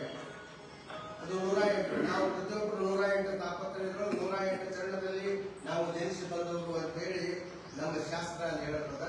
ಆಮೇಲೆ ಇನ್ನೊಂದನ್ನು ಗಮನಿಸಬೇಕು. ಸೂರ್ಯ ಪರಿಭ್ರಮಿಸಿದಂತೆ ನಮಗೆ ಕಾಣ್ತದೆ. ಸೂರ್ಯ ಭೂಮಿನ ತನ್ನ ತಿರುಗುವಿಕೆ ಮೂಲಕ ಮೇಲ್ಗಡೆ ಬಂದಾಗ ಕೆಳಗೆ ಬಂದಾಗ ಮುಳುಗಿದಾಗ ನಾವೆಲ್ಲ ಗಮನಿಸ್ತಾ ಇದ್ದೀವಿ. ಇದಕ್ಕೆಷ್ಟು ಅವಧಿ ಹಿಡಿಬೇಕು? 60 ಗಳಿಗೆ ಅಂತ ನಾವು 60 ಗಳಿಗೆ. ಈ ಗಳಿಗೆ ಹೇಗೆ ಬರ್ತದೆ ಅಂತ ಹೇಳಿದ್ರೆ ಇದಕ್ಕೆ ಮಾತಾಡಿದ್ರು ಪರಬ್ರಹ್ಮ ಪರಬ್ರಹ್ಮ ಅಂತ ಮಾತಾಡಿದ್ರಲ್ಲ, ಅಲ್ಲಿ ಪರ ಹೆಂಗೆ ಬರ್ತದ ಹಂಗೆ ಅದರ ಅವಕಾಶವನ್ನು ಗಮನಿಸಿದಾಗ ಅಲ್ಲಿ ಏನಾಯ್ತು? 12 ಕಾಂತಿ ಬರ್ತದ. ಕ್ರಾಂತಿ ಅಲ್ಲ, ಕಾಂತಿ ಬರ್ತದ. ಸೂರ್ಯ ಆಗಿ ಒಂದು ಕಾಂತಿ ಬರೋದ್ರಿಂದ ಒಂದು ಕಾಂತಿ ಊಟಕ್ಕೆ ಸಲ್ಲಿಸಬೇಕಾಗಿತ್ತು ಅಂದ್ರೆ ಒಂದು ಸಂಕ್ರಮಣ ಚಾಲು ಆಗ್ತದೆ. ಸಂಕ್ರಮಣ ಅಂದ್ರೆ ನನ್ನ ನೆನಪಾಗಿಬಿಟ್ಟು ಜನವರಿ 14 ಅಂತೇಳಿ. ಜನವರಿ 14ಕ್ಕೂ ಮತ್ತು ನಮ್ಮ ಸೂರ್ಯನ ಚಲನೆಗೂ ಏನು ವ್ಯತ್ಯಾಸ ಅದ? ಏನು ಸಾಮೀಪ್ಯದ ಅಂತ ಕೇಳಿದ್ರೆ ಜನವರಿ 14ಕ್ಕೆ ಪುಷ್ಯ ಮಾಸ ಇರ್ತದೆ. ಜನವರಿ 14ಕ್ಕೆ ಈ ಪುಷ್ಯ ಮಾಸ ಇರ್ತದೆ. ಪುಷ್ಯ ಚೈತ್ರ ವೈಶಾಖ ಜ್ಯೇಷ್ಠ ಆಷಾಢ ಶ್ರಾವಣ ಭಾದ್ರ ಆಶ್ವಿನ ಕಾರ್ತಿಕ ಮಾರ್ಚ ಪುಷ್ಯ ಮಾಘ ಫಾಲ್ಗುಣ. ಈಗ ನಾವು ಇದ್ದದ್ದು ಫಾಲ್ಗುಣದಾಗಿದ್ದೀವಿ. ಫಾಲ್ಗುಣದಾಗ ಲಾಸ್ಟ್ ಡೇನ ಆಚರಣೆ ಮಾಡೋದು ಒಳ್ಳೆ ಫಾಲ್ಗುಣ. ಆಮೇಲೆ ಚೈತ್ರ ವೈಶಾಖ ಜ್ಯೇಷ್ಠ. ಈ ಪುಷ್ಯ ಮಾಸದಿಂದ ಜ್ಯೇಷ್ಠ ತನಕ ಒಂದು ಸಂಕ್ರಾಂತಿ. 6 ತಿಂಗಳಿಗೆ ಒಂದು ಸಂಕ್ರಾಂತಿ. ಇನ್ನು 6 ತಿಂಗಳ ಸಂಕ್ರಾಂತಿ ಇದ್ದಾಗ 6 ತಿಂಗಳಿಗೆ ದಕ್ಷಿಣಾಯನ, 6 ತಿಂಗಳಿಗೆ ಉತ್ತರಾಯಣ. ಯಾವಾಗ ಜನವರಿ 14ರಿಂದ ಸೂರ್ಯನ ಚಲನೆ ಉತ್ತರಕ್ಕೆ ಕರ್ನಾಟಕ ಸಂಕ್ರಾಂತಿ ಉತ್ತರದವರೆಗೆ ಹೋಗುತ್ತದಲ್ಲ, ಅದು ಅಲ್ಲಿ ತನಕ ಇದು 6 ತಿಂಗಳ ಅವಧಿ ಉತ್ತರಾಯಣ. ಯಾವಾಗ ಜುಲೈ 12ನೇ ತಾರೀಕಿನಿಂದ ಕೆಳಗೆ ಮಾಡ್ತಾರ, ಕೆಳಗೆ ಸೂರ್ಯ ದಕ್ಷಿಣಾಯನ ಕಡೆ ಇದು ಮಾಡ್ತಾರಲ್ಲ, ಚಲನೆ ಮಾಡ್ತಾರಲ್ಲ, ಅದು ದಕ್ಷಿಣಾಯನ. ಇದು ದಕ್ಷಿಣಾಯನ ಮತ್ತು ಉತ್ತರಾಯಣದಲ್ಲಿ ನಮ್ಮ ಹಬ್ಬಗಳು ಆಚರಿಸಲ್ಪಡುತ್ತವೆ. ನಮ್ಮ ಹಬ್ಬಗಳ ಆಚರಣೆ ಮಾಡಬೇಕಾಗಿತ್ತಂದ್ರೆ ಇದು ಸೂರ್ಯ ಹಿಂಗೆ ಚಲಿಸುವಾಗ ಬ್ರಹ್ಮಾಂಡದಲ್ಲಿ 12 ಭಾಗಗಳನ್ನಾಗಿ ಮಾಡಿದರು. ಅವು ಯಾವ ಅಂತ 27 ನಕ್ಷತ್ರಗಳದಾವ. ಅದರೊಳಗೆ 4 ಚರಣ ಈಗಾಗಲೇ ಹೇಳ್ಬಿಟ್ಟಿನಿ. 27 108 ಅಂತ ಹೇಳಿದ್ವಿ. ಅಲ್ಲಿ ಕಾಂತಿ ವೃತ್ತದೊಳಗೆ ಬಂದದ್ದು ಒಂದು ಕಾಂತಿ ವೃತ್ತ ಇನ್ನೊಂದು ಕಾಂತಿ ವೃತ್ತ ಸೂರ್ಯ ಹೋಗ್ಬೇಕಾಗಿತ್ತು ಅಂದ್ರೆ 9 ದಾರಿಗಳನ್ನು 9 ಚರಣಗಳನ್ನು ಒಂದೊಂದು ಕಾಂತಿ ವೃತ್ತಕ್ಕೆ ಹಾಕಿಬಿಟ್ಟದ. ಅಂದ್ರೆ 12 ಚರಣಗಳು, 12 ಸಂಕ್ರಾಂತಿಗಳು, 12 ಚರಣಗಳು ಅಂದ್ರೆ 12 9 ಎಷ್ಟು? 108. 27 ಎಷ್ಟು? 108. 108 ಅಂದ್ರೆ ನಮ್ಮ ಜೀವನದೊಳಗೆ ನಾವು ಈ ಜೊತೆಗೆ ನಾವು ಎಲ್ಲ ಹಬ್ಬಗಳನ್ನು ಆಚರಣೆ ಮಾಡೋದ್ರ ಮೂಲಕ ತಾಪತ್ರಯಗಳು ಬಂದಾಗ 108. ಈಗ ನಾವು ಒಂದು ಧರ್ಮ ಸಿದ್ಧಾಂತಕ್ಕೆ ಹೋದ್ರೆ 108 ಶಿವನ ಅವತಾರಗಳು ಅವು ಇರಬೇಕಾದ್ರೆ ಒಂದು ಈ ರೀತಿಯಾದಂತಹ ಹಬ್ಬಗಳಲ್ಲಿ ಕೊಟ್ಬಿಟ್ಟದ. ಅದಕ್ಕಾಗಿ ಚಿಂತನೆಗಳಲ್ಲಿ ಮಾಡಿದಾಗ 108 ಅನ್ನುವಂಥದ್ದಕ್ಕೆ ಬಂದು ಹೊತ್ತಾಗ ನಾನು ಅವ್ರ ಮುಂದೆ ಇದನ್ನ ಬಜೆಟ್ದಾಗ ಮಂಡನೆ ಮಾಡೋ ಮುಂದೆ ಇದಕ್ಕೆ 108 ಹೆಸರಿಟ್ಟು ಹೆಂಗೆ ಆಗ್ತದ ಅಂತ ಹೇಳಿ ನಮ್ಗೆ ಹೆಮ್ಮೆ ಅನಿಸ್ತದ. ಅದು 108 ಆ ಹಿನ್ನೆಲೆಯಿಂದ 108 ಇವತ್ತು 108 ಅವಕಾಶಗಳನ್ನು ಇಲ್ಲಿ ಗಮನಿಸಿಕೊಂಡಾಗ ಈ ಎಲ್ಲ ಹಬ್ಬಗಳು ವೈವಿಧ್ಯ ರೀತಿಯಾದ ಹಬ್ಬಗಳು ಬರ್ತಾವ. ಹಬ್ಬಗಳಿಗೆ ನಾವು ಜಾತ್ರೆಗಳಂತೆ ಮನಸ್ಸನ್ನು ಪ್ರಫುಲ್ಲಿತಗೊಳಿಸುವುದು, ಯುದ್ಧದನ್ನು ಹಂಚಿಕೊಳ್ಳುವುದು, ಇನ್ನೊಬ್ಬರನ್ನು ನನ್ನಂತೆ ನೋಡಿಕೊಳ್ಳುವುದು, ನನ್ನನ್ನು ನಾ ತೆಗೆದುಕೊಂಡಾಗ ಇನ್ನೊಬ್ಬರ ಬದುಕು ಹಸನಾಗಿರುತ್ತದೆ ಎನ್ನುವಂಥ ಸಂದೇಶವನ್ನು ನಮ್ಮ ಹಬ್ಬಗಳ ಪ್ರಸ್ತಾವ. ನಾಗರ ಪಂಚಮಿ ಹಬ್ಬ. ಇದನ್ನು ಈ ಪುಸ್ತಕವನ್ನು ಸುಮ್ಮನೆ ಎದಕ್ಕೆ ಬರಬೇಕು ನೋಡಬೇಕು ಅಂತಂದ್ರೆ ಇದು ನಡು ಯಾವಾಗ ಏನು ಹೇಳಾಕ ಬರ್ತೈತಿ ಕೇಳಾಕ ಬರ್ತೈತಿ ಅಂತಂದ್ರೆ ಸುಮ್ಮನೆ ನೋಡೋಣ ಅಂತ ತಿಳ್ಕೊಂಡು ಬಂದಿದ್ರೊಳಗೆ ಅದ್ರೊಳಗೆ ಏನದ ಅಂದ್ರೆ ಮಣ್ಣಿನ ಹಬ್ಬಗಳು ಅಂತ ಹೇಳಿದೆ. ಮತ್ತು ಮೊದಲನೇದಾಗಿ ಕಾರುಣ್ಣಿಮೆ. ಕಾರುಣ್ಣಿಮೆ ಆದಮೇಲೆ ಬರುವುದನ್ನ ಇದು ಅಮಾವಾಸ್ಯೆ, ಮಣ್ಣಿನ ದಿನ ಅಮಾವಾಸ್ಯೆ. ಅಲ್ಲಿ ಎತ್ತುಗಳ ಪೂಜೆ ಮಾಡ್ತೀವಿ, ಮಣ್ಣಿನ ಪೂಜೆ ಮಾಡ್ತೀವಿ, ಇಲ್ಲಿ ಮಣ್ಣಿನ ಪೂಜೆ ಮಾಡ್ತೀವಿ. ಆಷಾಢಕ ಒಳ್ಳೆಯವ, ಶ್ರಾವಣಕ ಸುರದಾವ. ಆಷಾಢ ಬೀಚ್ ಬಿಡುವಾಗ ದೇಶದಲ್ಲಿ ಹೆಂಗ್ ಸಾಕಬಾರ್ದಾಗಿತ್ತ ಅಂತೇಳಿ ಮನೆಯ ಗಂಡು ಹೊರಗಿದ್ದಂತ ಚಳಿಯ ನುಂಗಿದ ಗಂಡ ಹೆಂಡತಿ ಬಂದು ಹೇಳ್ತಾರೆ, ಈ ಆಷಾಢ ಬೀಚ್ ಬಿಡುವಾಗ ಹೆಂಗ್ ಸಾಕಬಾರ್ದಾಗಿತ್ತ, ನಿನ್ನಾಗಿರ್ತದ ಒಲಿಚಾಗಿ ಇದರ ಅರ್ಥ ಏನು ಅಂದ್ರೆ ಆಷಾಢಕ ಒಳ್ಳೆಯವ ಗಾಳಿಗಳು. ನಮ್ಮ ಹಬ್ಬಗಳು ಹೆಂಗ್ ಬಂದ್ರು ಜೋಕಾಲಿ ಜಿಗ್ಯಾವ. ನಮ್ಮ ಹಬ್ಬಗಳು ಜೋಕಾಲಿ ಸಿಕ್ಕಿದ್ರು. ಹೇಗೆ ಜೋಕಾಲಿ ಸಿಕ್ಕಿದ್ವು ಅಂದ್ರೆ ಗಣಪನ ಕರೆದುಕೊಂಡು ಜೋಕಾಲಿಗೆ ಚೌತಿ ತಂದು, ಈ ಚೌತಿಗೂ ಮತ್ತು ಗಣೇಶ ಚೌತಿಗೂ ಏನು ಸಂಬಂಧ ಇಟ್ಕೊಂಡು ಯಾರು ಗಣೇಶ ಚೌತಿಗೆ ಯಾರು ಸರಸ್ವತಿ ಪೂಜೆಯನ್ನ ಮಾಡಿ ನಾಗರ ಚೌತಿಯನ್ನು ಆಚರಣೆ ಮಾಡ್ತಾರೋ ಅಲ್ಲಿಂದ ಮುಂದಿನ ಗಣೇಶ ಚೌತಿ ಬರುವವರೆಗೆ ತವರು ಮನೆಯವರು ತವರು ಮನೆಗೆ ತಂಗಿಗೆ ಹೋಗಿ ಉಂಡಿ ಕೊಟ್ಟು ಬರುವಂತ ಒಂದು ಸಂಪ್ರದಾಯಗಳನ್ನ ನಮ್ಮ ಹಬ್ಬಗಳು ಹಾಕಿದ್ರು. ಈ ಚೌತಿಯಿಂದ ಆ ಚೌತಿಗಳನ್ನು ಹೋಗಿ ಮುಟ್ಟಬೇಕ. ಆ ಚೌತಿಯಿಂದ ಆ ಚೌತಿಗೆ ಬರಲಿಲ್ಲ ಅಂದ್ರೆ ಅಣ್ಣ ಹೋಗಂಗಿಲ್ಲ, ಅಣ್ಣ ಬರಲಿಲ್ಲ ಕರೀಲಾಕ ಹೋಗ್ಯವ ಅನ್ನುವಂತ ಹಾಡುಗಳೇ ಇಲ್ಲ. ಈಗ ಹೋಗ್ಬೇಕಾಗಿತ್ತು ಅಂದ್ರೆ ಪದ್ಧತಿಗಳನ್ನು ಹಾಕಿಬಿಡ್ತೀವಿ ನಾವು. ನಮ್ಮ ಹಬ್ಬಗಳು ನಮ್ಮ ಸಾಮರಸ್ಯ ಬದುಕಿಗೆ ಹೊಸ ಆಯಾಮಗಳಿರ್ತವೆ. ಜುಕೋನ ಜೋಕಾಲಿ ಜುಕುವಂತ ಹಬ್ಬಗಳು ಆಯ್ತು. ಮುಂದೆ ಬರ್ಬಂತ ಬರೋದು ಯಾವ ಹಬ್ಬಗಳು? ಉತ್ತಪ್ಪ ನಾಗರ ಪಂಚಮಿ ಅದು ಒಂದಿನ ಹಬ್ಬ ಹಾಲು ಹೇಳ್ತೀವಿ. ನಾವಿಲ್ಲಿ ಮೂಢನಂಬಿಕೆ ಅಂತ ಏನ್ ಹೇಳ್ತೀವಿ, ಇಷ್ಟೆಲ್ಲ ಹಾಲನ್ನು ಹಾಳು ಮಾಡೋದು. ಆದ್ರೆ ಹಾಳು ಮಾಡುವುದಲ್ಲ, ಅಲ್ಲಿ ಭಕ್ತಿಗೆ ಸಮನಾದದ್ದು ಯಾವುದೂ ಇಲ್ಲ. ಭಕ್ತಿಗೆ ಸಮನಾದ ನಾನು ಅರ್ಪಣೆ ಮಾಡಬೇಕು ಅಂತ ಭಾವ ಅದ. ಈ ಭೂಮಿಗೆ ಹಾಲನ್ನು ಅರ್ಪಣೆ ಮಾಡೋದ್ರಿಂದ ಭೂತಾಯಿ ಬೀಜ ಬಸಿರಾಗಬೇಕು, ಭೂಮಿ ಬೀಜ ಬಸಿರಾಗಬೇಕು, ಭೂಮಿ ಹೆಸರಾಗಬೇಕು. ಬೀಜ ಬಸಿರಾದಾಗ ಭೂಮಿ ಹೆಸರಾದಾಗ ನನ್ನ ಉಸಿರುವ ಇವು ಎರಡನ್ನು ಸಂಖ್ಯೆಗಳನ್ನು ಇಟ್ಕೊಂಡಾಗ ಹಾಲನ್ನ ಇರುವುದು ನಾಶ ಮಾಡುವ ಸಲುವಾಗಲ್ಲ. ಭಕ್ತಿಯ ಸಮರ್ಪಣೆ ಮಾಡಿದಾಗ ಭೂಮಿಯ ಋಣ ತೀರಿಸಿದಾಗ ಆಗಬೇಕಾಗಿರ್ತಕ್ಕಂಥ ಚಿಂತನೆಗಳನ್ನು ಹಬ್ಬವೇ ನಾಗರ ಪಂಚಮಿ. ನಾಗರ ಪಂಚಮಿ ವೈವಿಧ್ಯ ಎಷ್ಟು ಉಂಡಿ ಮಾಡ್ತೀವಿ? ಯಾಕೆ ಉಳಿದೆಲ್ಲ ಹಬ್ಬಗಳಿಗೆ ಯಾಕೆ ಉಂಡಿ ಮಾಡ್ಬೋದು? ಕಾಮಣ್ಣ ಗಾಂಧಿ ಮಾಡಿದ್ರೆ ಪಂಚಮಿಗೆ ಗಾಂಧಿ ಮಾಡ್ತಾರೆ ಇಲ್ಲ. ಕರಗ ಯಾವಾಗ ಮಾಡ್ತೀವಿ? ವಿಜಯದಶಮಿ 9 ದಿವಸ ಪೂಜೆ ಮಾಡ್ತೀವಿ. ಕರಗ ಕಟ್ತೀವಿ. ಯಾಕೆ ಕರಗ ಯಾವಾಗ ಮಾಡೋದಿಲ್ಲ? ಆಯಾ ಕಾಲಕ್ಕೆ ತಕ್ಕ ನಮ್ಮ ಹಬ್ಬಗಳು ಆಹಾರದ ಪದ್ಧತಿಯನ್ನು ಕೂಡಿಕೊಟ್ಟಿವೆ. ನಮ್ಮ ಆಹಾರಗಳ ಪದ್ಧತಿಯಲ್ಲಿ ಬದಲಾವಣೆಗಳನ್ನು ತಂದಿವೆ. ಯಾವಾಗ ಯಾವ ಕಾಲಕ್ಕೆ, ಯಾವ ಚಳಿಗಾಲಕ್ಕೆ, ಮಳೆಗಾಲಕ್ಕೆ, ಬೇಸಿಗೆ ಕಾಲಕ್ಕೆ ಈ ಶರೀರ ತಂಪಾಗಿರಬೇಕು, ಬಿಸಿಯಾಗಿರಬೇಕು, ಕಂಟ್ರೋಲ್ ಪವರ್ ಪಡೆದಿರಬೇಕು ಅನ್ನುವಂಥ ನಿಟ್ಟಿನಲ್ಲಿ ನಮ್ಮ ಹಬ್ಬಗಳು ನಮಗೆ ಆಹಾರ ಸಂಸ್ಕೃತಿಯನ್ನು ಕೊಟ್ಟಿವೆ. ಈ ಆಹಾರ ಸಂಸ್ಕೃತಿಯಿಂದ ಕೊಟ್ಟದನ್ನ ನಾವು ಇವತ್ತು ಚಿಂತನೆ ಮಾಡಿದಾಗ ನಮ್ಮ ಬದುಕು ಆರೋಗ್ಯಪೂರ್ಣವಾಗಿದೆ ಅನ್ನುವಂಥ. ಬದುಕು ಆರೋಗ್ಯಪೂರ್ಣ ನಿಲ್ಲಬೇಕಾಗಿತ್ತು. ಬದುಕು ಅಂದ್ರೆ ಮನೆ, ಅಕ್ಕ ತಂಗಿ, ಅಣ್ಣ ತಮ್ಮ, ಅತ್ತೆ ಸೊಸೆ, ಮಾವ, ಅಜ್ಜಿ ಇವರೆಲ್ಲರೂ ಕೂಡಿಕೊಂಡು ಒಂದೇ ಗೂಡಿನಡಿಯಲ್ಲಿ, ಒಂದೇ ಸೂರಿನಡಿಯಲ್ಲಿ ಎಲ್ಲರೂ ಇರುವಂತ ಏನದು ಒಂದೇ ಆಗಿರುವಂತದ್ದು ಮನಸ್ಸು ಭಾವನೆಗಳನ್ನು ಗಳಿಸಿ ನಿಲ್ಲಿಸುವಂತ ಕೆಲಸ ಮಾಡುವಂಥದ್ದು ಯಾವುದು ಅಂತ ನಮ್ಮ ಹಬ್ಬಗಳು. ಅಲ್ಲೇ ಕಾನೂನಿಗೆ ಅದನ್ನು ಮಾಡಿದ್ವಿ. ಬಂದ ಗಣಪತಿ ಬಂದ, ಗಣಪತಿಯ ಹಬ್ಬ, ಒಂದು ಪೂಜೆ ಹಬ್ಬ.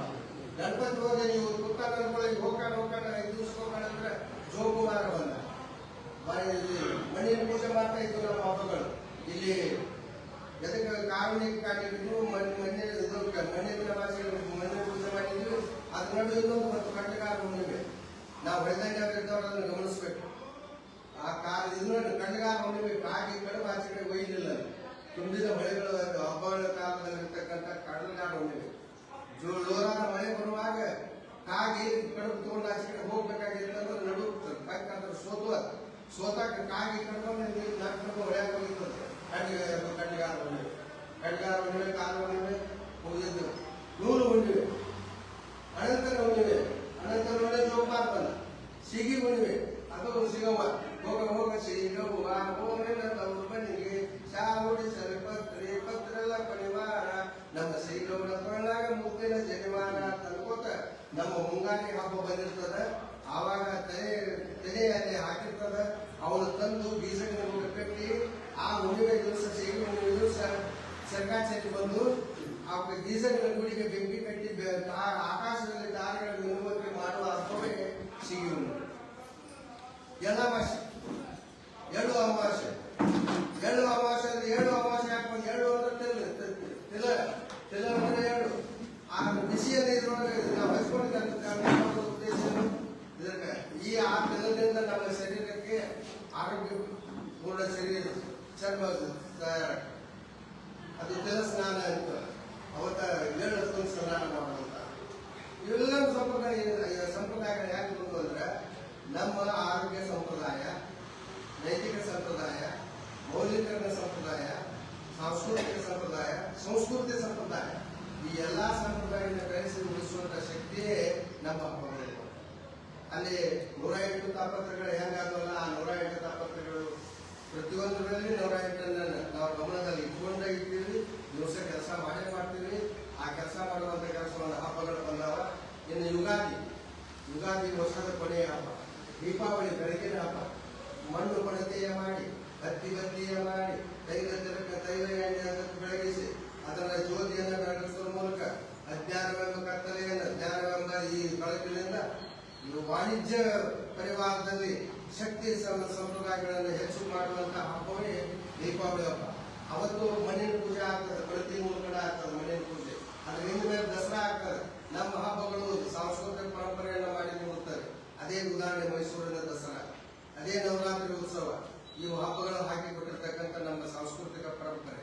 ಇವನ್ನೆಲ್ಲ ಲೆಕ್ಕ ಹಾಕಿದಾಗ 12 ಹಬ್ಬಗಳನ್ನೆಲ್ಲ ಹೇಳ್ಕೊತ ಕೊಟ್ಟಾಗ 12 ಹಬ್ಬಗಳು 12 ಇರುವಾಗ ಇನ್ನೊಂದು ಲಾಸ್ಟ್ ನನ್ನ ಮಾತನ್ನು ಮುಗಿಸ್ಬೇಕು. ಇವು ಹೆಂಗೆ ರೂಪುಗೊಂಡು ಅದರ ಮಾಸಗಳು, ಹಿಂದೂ ಮಾಸಗಳು ಹೆಂಗೆ ಬಂದವು ನಾಳೆ ಇವಾಗ ಮುಗ್ತದೆ. ದಯವಿಟ್ಟು ಇವತ್ತು ಕ್ಯಾಲೆಂಡರ್ ಹೋಗಿ ಮನೆಗೆ ತೆಗೆದು ನೋಡ್ಕೊಳ್ಳಿ. ಯುಗಾದಿ ಮುಗಿದ ಮೇಲೆ ದವನದ ಹುಣ್ಣಿಮೆ ಬರ್ತವೆ. ದವನದ ಹುಣ್ಣಿಮೆ ಬಂದಿದ್ದಾಗ ಆ ದವನದ ಹುಣ್ಣಿಮೆ ಮರುಸನ ಒಂದು ಇದು ನೋಡಿ, ನಕ್ಷತ್ರ ಯಾವ್ದು ಇದು ನೋಡಿ, ಸಿದ್ಧಾ ನಕ್ಷತ್ರ ಇರ್ತದೆ. ಸಿದ್ಧಾ ನಕ್ಷತ್ರ ಇರ್ತದೆ. ಸಿದ್ಧಾ ನಕ್ಷತ್ರ ಆ ತಿಂಗಳಿಗೆ ಚೈತ್ರ ಹೆಸರು ಬಂದದ. 2ನೇ ತಿಂಗಳಿಗೆ ತೆಗೆದು ನೋಡ್ರಿ, ಅದ ಹುಣ್ಣಿಮೆ ಆದ ಮರುಸ ನೋಡ್ರಿ, ವಿಶಾಖ ಇರ್ತದ. ಅದಕ್ಕೆ ವೈಶಾಖ ಅಂತ ಬಂದಿರ್ತದೆ. ಮುಂದಿನ ಅಂಗ ತೆಗೆದು ನೋಡ್ರಿ, ಜ್ಯೇಷ್ಠ ಆಗ್ತದ. ಜ್ಯೇಷ್ಠ ಮಾಸ ಬಂದಿರ್ತದ. ನಾವು ಹಂಗ ಹಬ್ಬಗಳು, ತಿಥಿಗಳು, ನಕ್ಷತ್ರಗಳು ಹಂಗ ಬಂದಿಲ್ಲ. ಇದಕ್ಕೊಂದು ವೈಜ್ಞಾನಿಕ ಚಿಂತನೆ ಇದೆ. ಈ ರೀತಿ 12 ನಕ್ಷತ್ರಗಳ ಹೆಸರುಗಳೇ ನಮ್ಮ ಚೈತ್ರ, ವೈಶಾಖ, ಜ್ಯೇಷ್ಠ, ಆಷಾಢ, ಶ್ರವಣ ಇದ್ದಾಗ ಶ್ರಾವಣ. ಇವು ನೋಡಿ ಪೂರ್ವ ಇದ್ದ. ಇವತ್ತೇನೈತಿ ನೋಡಿದ್ದು ನಾಳೆ ನೋಡ್ತದೆ ಹೋಗಿ ಹುಳಿ ಮನುಷ್ಯ ಯಾವ್ದೈತಿ ಅಂತ ಕೇಳಿದ್ರೆ ಪೂರ್ವ ಇರ್ತದೆ. ಪೂರ್ವ ಅಂದ್ರೆ ಉಪಾಯ, ಪೂರ್ವ ಅಂದ್ರೆ ಪಾಲ್ಗೊಳ. ಈಗ ನಾವಿರುವುದು ಪಾಲ್ಗೊಳ ಮಾಸದಲ್ಲಿ. ನಮ್ಮ ಹಬ್ಬಗಳನ್ನು ಸೃಷ್ಟಿ ಮಾಡಬೇಕಾಗಿತ್ತು ಅಂದ್ರೆ ತಿಥಿಗಳ ಮೇಲೆ ಮಾಡಿವೆ. ತಿಥಿಗೆ ಮಹತ್ವ ಎಷ್ಟು? ಪ್ರತಿಪದ. ಯುಗಾದಿ ಪಾಠ್ಯ ಮೊದಲನೇ ಪ್ರತಿಪದ, ಅದು ಮೊದಲ ವರ್ಷದ ಆರಂಭದ ಹೊಸ ದಿನ. ದ್ವಿತೀಯ, ಶಿವಾಜಿ ಜಯಂತಿಯನ್ನು ಆಚರಣೆ ಮಾಡಲಿಕ್ಕೆ ಹಾಕಿಕೊಟ್ಟಿರ್ತಕ್ಕಂಥದ್ದು ಮೊದಲನೇ ದಿನ. ತೃತೀಯ, ಅಕ್ಷಯ ತೃತೀಯ, ಪಂಚಾಂಗ ಶುದ್ಧಿ ದಿನ. ಯಾವ ಪಂಚಾಂಗವನ್ನು ನೋಡುವಂಥ ಸಾಹಿತ್ಯ ಮುಹೂರ್ತದಲ್ಲಿ ಅದು ಒಂದು ದಿನ. ಚೌತಿ, ಗಣೇಶ ಚೌತಿ. ಪಂಚಮಿ, ನಾಗರ ಪಂಚಮಿ. ಷಷ್ಠಿ, ಶ್ರೀಯಾಳ ಷಷ್ಠಿ. ಸಪ್ತಮಿ, ರಥ ಸಪ್ತಮಿ. ಅಷ್ಟಮಿ, ಗೋಕಲಾಷ್ಟಮಿ. ರಾಮನವಮಿ, ವಿಜಯದಶಮಿ, ಕಾರ್ತಿಕ ಏಕಾದಶಿ, ಆಷಾಢ ಏಕಾದಶಿ. ಮುಂದೆ ಉತ್ಥಾನ ದ್ವಾದಶಿ, ಅನಂತ ಚತುರ್ದಶಿ, ಪೌರ್ಣಿಮೆ ಅಂದ್ರೆ ಅಮಾವಾಸ್ಯವರೆಗೆ ಕೃಷ್ಣ ಪಕ್ಷ. ಚಂದ್ರ 45 ದಿವಸ ಲೇಟಾಗಿ ಬರುದ, ಲೇಟಾಗಿ ಹುಟ್ಟುದು, ಲೇಟಾಗಿ ಕೊಡುವಂತದ್ದು. ಹುಣ್ಣಿಮೆ ಅಮಾವಾಸ್ಯೆ ಮೊದಲ ಚಂದ್ರನ ಬೆಳಕು 45 ನಿಮಿಷ ಬಂದಿದೆ. 45 ನಿಮಿಷ ಲೇಟಾಗಿ ಹುಡ್ತಾನೆ ಅಂದ್ರೆ ಒಂದು 15 ದಿನದೊಳಗೆ ಎಷ್ಟು ಮುಟ್ತಾನೆ ಅಂತ ಕೇಳಿದ್ರೆ ಪೂರ್ಣ ಚಂದ್ರ ಆಗುವ ರೀತಿಯಾಗಿ 45 ನಿಮಿಷಗಳ ಲೆಕ್ಕ ಹಾಕಿದ್ರೆ 24 ಅದಕ್ಕೆ ಗುಣಾಕಾರ ಮಾಡ್ಕೊಂಡು ನೋಡಿದ್ವಿ. ಆ ಲೆಕ್ಕಾಚಾರ ಅಲ್ಲಿಗೆ ಬರ್ತದೆ. ಈಗ ನಮ್ಮ ಹಬ್ಬಗಳೊಳಗೆ ಈ ಕ್ಯಾಲೆಂಡರ್ ಬಂದದ ನಿಜ ಮತ್ತು ಖುಷಿ ತಿಂಗಳು ಅಧಿಕ ಮಾಸ ಬಂದದ. ಅಧಿಕ ಮಾಸ ಯಾವಾಗ ಬರ್ತದ ಅಂದ್ರೆ ಸೂರ್ಯನ ಚಲನೆಯಲ್ಲಿ ಆಗುವಾಗ, ಒಂದು ವರ್ಷದಿಂದ ಒಂದು ವರ್ಷಕ್ಕೆ ಹೋಗುವಾಗ, ಒಂದು ದಿನಕ್ಕೆ, ಒಂದು ತಿಂಗಳಿಗೆ 7 ನಿಮಿಷ ಕೊರತೆ ಬೀಳುವುದರಿಂದ ಆ ಕೊರತೆಯನ್ನು ತುಂಬಿಕೊಳ್ಳಲು 4ನೇ ವರ್ಷ 3ನೇ ವರ್ಷಕ್ಕೆ ಒಂದು 30 ದಿನದ ಅವಧಿ ಆಗಿರುವುದರಿಂದ ಅದನ್ನು ನಿಜ ಈ ಸರಿ ಆಷಾಢ ಬಂದಾಗ ಕಾಣ್ತದೆ. ನಿಜ ಆಷಾಢ, ಖುಷಿ ಆಷಾಢ ಅಧಿಕ ಬರ್ತದೆ. ಇದೆಲ್ಲ ಕೂಡ ನಮ್ಮ ಹಬ್ಬಗಳು ಪಂಚಾಂಗದ ರೀತಿಯಲ್ಲಿ ವೈಜ್ಞಾನಿಕ ದೃಷ್ಟಿ ಮನೋಭಾವದಿಂದ ಎಲ್ಲ ಹುಟ್ಟುಕೊಂಡ ಒಟ್ಟಾಗಿ ಯಾರೋ ಏನೋ ಮಾಡ್ಯಾರ ಅಂತೇಳಿ ನಾವು ಮಾಡ್ಕೊತ ಬಂದಿಲ್ಲ. ಆಚಾರ ಇದ್ದಲ್ಲಿ ದುರ್ವಿಚಾರ ಈ ಕಡೆ ಇರ್ತದೆ, ಆಚಾರ ಇದ್ದಲ್ಲಿ ಸುವಿಚಾರ ಈ ಕಡೆ ಇರ್ತದೆ. ಈ ಸುವಿಚಾರ, ಈ ದುರ್ವಿಚಾರ ನಡುವೆ ನಾವು ಆಚಾರ ಅವುಗಳನ್ನು ನಡೆಸಿಕೊಂಡು ಹೋಗುವುದು ನಮ್ಮ ನಿಮ್ಮ ಕೆಲಸ. ವಿಚಾರ, ಆಚಾರ, ಸದಾಚಾರ ಈಚೆ ಕಡೆ ಅದ, ದುರಾಚಾರ ಈಚೆ ಕಡೆ ಅದ, ನಡುವ ಆಚಾರ ಮಾತ್ರ ಅದ. ಆಚಾರ ದೇವೋಭವ ಅದ ಆಗ್ಯದ. ಈ ರೀತಿಯಾಗಿರ್ತಕ್ಕಂಥ ಚಿಂತನೆಗಳನ್ನು ಮಾಡೋದ ಇವತ್ತು ನಮ್ಮ ಚಿಂತನೆಗೆ ಕೆಲಸ ಆಗಿರೋದ್ರಿಂದ ಇವತ್ತು ಯಾವಾಗಲೂ ಹಂಗೆ ಇರ್ತದೆ. ಲೆಫ್ಟ್ ಹ್ಯಾಂಡ್ ನಾವು ಅದನ್ನ ಕನ್ನಡದಾಗ ಹೇಳಿದ್ರೆ ತಿಳಿದು ನಾವು ನೆಗೆಟಿವ್ ಥಿಂಕಿಂಗ್, ಪಾಸಿಟಿವ್ ಥಿಂಕಿಂಗ್. ಬಲಗಡೆ ಓಡುವಂತಾಗ ಯಾಕೆ ಆಗ್ತದೆ ಅಂದ್ರೆ ನಾನು ಉತ್ತರಕ್ಕೆ ಮಾರಾಗಿ ಕೂತಿದ್ದೇನೆ, ದಿಕ್ಕುಗಳನ್ನು ಸಹಜವಾಗಿ ನಾವು ಜನರಿಗೆ ಕಲಿಸಬೇಕಾಗಿತ್ತಂದ್ರೆ ಉತ್ತರ ಮುಖಕ್ಕೆ ಮಾರಿ ಮಾಡು ಬಲಗಡೆ ಪಾಸಿಟಿವ್ ಥಿಂಕಿಂಗ್ ಯಾವಾಗಲೂ ಪೂರ್ವ ಇರ್ತದೆ. ಇದು ಒಟ್ಟು ಏರ್ತಾ ಇರ್ತದೆ, ಏರೋ ಕೆಲಸ ಮಾಡೋಣ ಇರ್ತದೆ. ಇದು ಎಡಗಡೆ ಇರ್ತದೆ, ಪಶ್ಚಿಮ ಇರ್ತದೆ, ಇದು ಮುಳುಗಡೆ ಇರ್ತದೆ, ಮುಳುಗು ಅಂತ ಮಾತಾಡ ಆಗ್ತಿರ್ತದೆ. ಆದರೆ ಮುಂದೆ ಏನಿದೆ ಅದು ನಾಲ್ಕದ ಉತ್ತರ ಇದೆ. ನೀವು ಉತ್ತರದ ಹಿಂದಿನ ಬಾಜು ಏನಿರ್ತದ ಅಂದ್ರೆ ನೀನು ಕಣ್ಣ ಅದ. ಈ ಉತ್ತರ ಎರಡು ನಡು ನೇತೃತ್ವನ್ಯಾಗ ನಮ್ಮ ಇದು ಹಬ್ಬಗಳು ಏನೇನು ಮಾಡ್ಯಾವ ಅಂದ್ರೆ ಆಗ್ನೇಯದಿಂದ, ನೈಋತ್ಯದಿಂದ, ವಾಯವ್ಯದಿಂದ, ಈಶಾನ್ಯದಿಂದ. ಈ ಕಡೆ ಈಶಾನ್ಯ ಮಳೆಗಳು, ಈ ಕಡೆ ನೈಋತ್ಯ ಮಳೆಗಳು. ಈ ಮಳೆಗಾಲದಲ್ಲಿ ನಮ್ಮ ಹಬ್ಬಗಳು, ಈ ಮಳೆಗಾಲದಲ್ಲಿ ನಮ್ಮ ಹಬ್ಬಗಳು ಟಂಕಣ, ಬಂಕಣ, ಡಂಕಣ ಇವುಗಳ ಜೊತೆಗೆ ನಮ್ಮ ಬದುಕಿನ ಹಬ್ಬಗಳೇ ನಡೆದಾವ. ನಾವು ಈಗ ಸುಧಾರಿಸಿದ್ದೇವೆ, ಅವುಗಳ ಬಗ್ಗೆ ಚಿಂತೆ ಕಡಿಮೆ ಮಾಡಿದ್ದೇವೆ. ನಾವೀಗ ಸುಧಾರಿಸಿದ್ದೇವೆ, ಹಗುರವಾಗಿ ತಿಳಿದುಕೊಂಡಿದ್ದೇವೆ. ಆದರೆ ಸಂಸ್ಕೃತಿಯನ್ನ ಉಳಿಸಬೇಕೆನ್ನುತ್ತೇವೆ. ಆದರೆ ಸಂಸ್ಕೃತಿ ಎಂದರೆ ಏನು ಅನ್ನೋದ್ರ ಬಗ್ಗೆ ಚಿಂತನೆ ಮಾಡುವುದನ್ನು ಕಡಿಮೆ. ಹೀಗೆ ಮಾಡೋದರಿಂದ ಅದು ಕಡಿಮೆ ಆಗುವುದಿಲ್ಲ, ಕಾಲ ಒಂದು ಕೊಡುತ್ತದೆ. ಅದು ಯಾವುದು ಅಂತ ಹೇಳಿದ್ರೆ ತನ್ನನ್ನು ತಾನು ತಿಳಿದುಕೊಳ್ಳುವ ಕಾಲ. ಈಗ ನಾವು ಅದೇ ರೀತಿಯಾಗಿ ಹೊರಟಿದ್ದೇವೆ. ಒಂದು ಈ ಸಂಘಟನೆ ಮಾಡುವುದ ತಿಳಿದುಕೊಳ್ಳುವಂತ, ತಿಳಿಸುವಂತ, ತಿಳಿದುಕೊಳ್ಳುವಂತ. ನಮ್ಮ ಹಬ್ಬಗಳು ಹೇಗಿರ್ತದಂದ್ರೆ ಗೊತ್ತಿದ್ದವರು ಗೊತ್ತಿಲ್ಲದವ್ರಿಗೆ ಗೊತ್ತು ಮಾಡಿಸ್ಕೊಡ್ತಾರೆ, ಗೊತ್ತಿದ್ದವರು ಗೊತ್ತಿಲ್ಲದವ್ರಿಗೆ ಗೊತ್ತು ಮಾಡಿಸ್ಕೊಡುವುದ ನಮ್ಮ ಚಿಂತನೆ ಉದ್ದೇಶವಾಗಿರುವುದರಿಂದ ಇವತ್ತು ಏನು ಉಳಿತು ಏನು ಬೆಳೀತು ಗೊತ್ತಿಲ್ಲ.